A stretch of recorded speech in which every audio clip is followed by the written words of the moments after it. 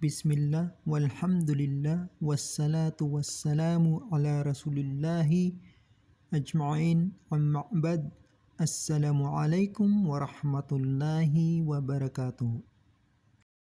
Dito sa Islam ay may obligatory na 5 times prayer or sala araw-araw.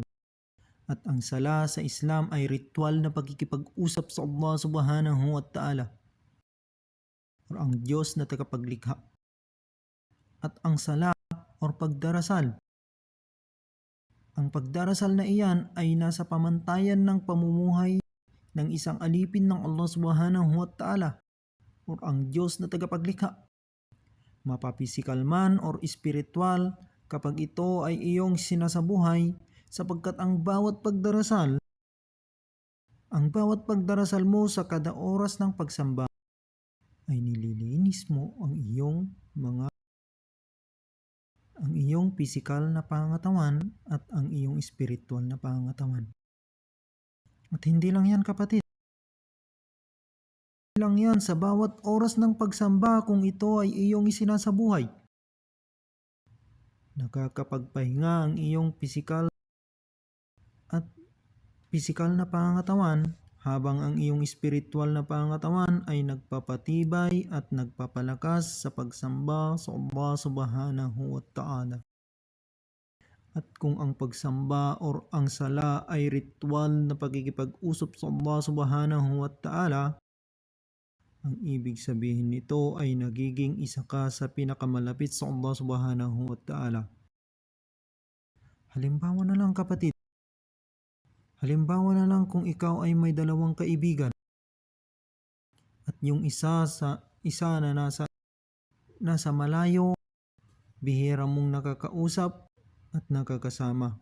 Subalit ang isa naman ay nasa malapit lang sa iyo. Palagi mong nakakasama at nakakausap. Alin sa kanila ang mas malapit sa iyo?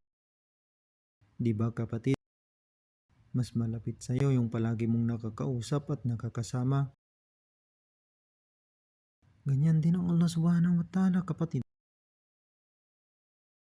Nagiging mas malapit din siya sa iyo kapag palagi mo kinakausap ang Allah subhanahu wa ta'ala. Kaya magmuni-muni na tayo mga kapatid. Isa puso at isagawa natin ang 5 times obligatory na pagdarasal araw-araw. Sapagkat kung sa palagay mo ay hindi tinatanggap ng Allah subhanahu wa ta'ala ang iyong mga dua, nagkakamali ka kapatid. Dahil hindi mo namamalayan na sinusubaybayan ka ng Allah subhanahu wa ta'ala upang ikay sa paggawa ng kasalanan. Saksi ako at ang Allah subhanahu wa ta'ala sapagkat maraming beses na akong nadapa. At palaging nandyan ang Allah subhanahu wa ta'ala upang ibangon ako sa aking pagkadapa. Iligtas mo ang lahat ng kamusliman dito sa mundo. Hanggang dito na lamang mga kapatid. Rakinu da'wana walhamdulillahi rabbil alamin.